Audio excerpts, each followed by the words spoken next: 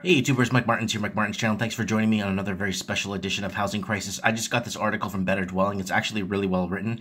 Toronto tops UBS Global Real Estate Bubble Index. Vancouver comes in fourth. So this is a Swiss bank here.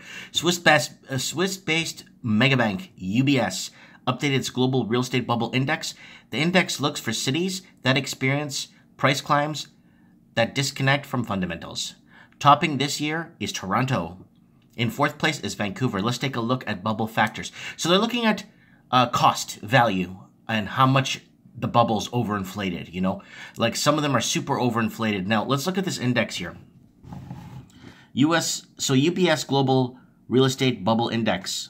Toronto's in first with being super overinflated, followed very closely by Stockholm, then Munich, then Vancouver. So the properties in these cities are severely overpriced by 2.5, almost 3 times of its value right here, according to this graph, if it's correct. So look at this: Sydney, London, Hong Kong, Amsterdam, Paris, San Francisco, Los Angeles. So San Francisco and Los Angeles is still not as bad, you know what I'm saying, in comparison to here. Zurich, Frankfurt, Tokyo, Geneva, Boston, Singapore, New York, Milan. So Milan's pretty much on par of value, but Chicago is below value. So in Chicago, I was checking out on some of the sales sites, real estate sites, and you still pick up a decent median-sized home for about $210,000 in different parts of rural outside of Chicago, right? And so seeing this is not a surprise at all. Then it goes on to say here, Toronto topping the list this year, Toronto, which the bank believes is the most at-risk market in the world.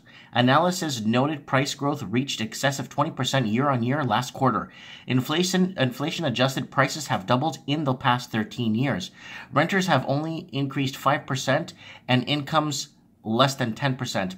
The firm believes either a stronger Canadian dollar or another interest rate hike will send the market spiraling lower. Vancouver is the only other Canadian city to make the list and is the fourth highest risk of being a bubble. Analysis from the firm noted that prices are up 25% a year on year when inflation-adjusted incomes, rental prices is only up 3%, 5% respectively. Analysis don't believe it's an inflated as Toronto, but does note that the market has a sustainable downside and elevated correction risk. So I want to know what you guys think. It's a little article there I wanted to share with you guys. Really well put together. I think it's great. Comment below, let me know what you guys think.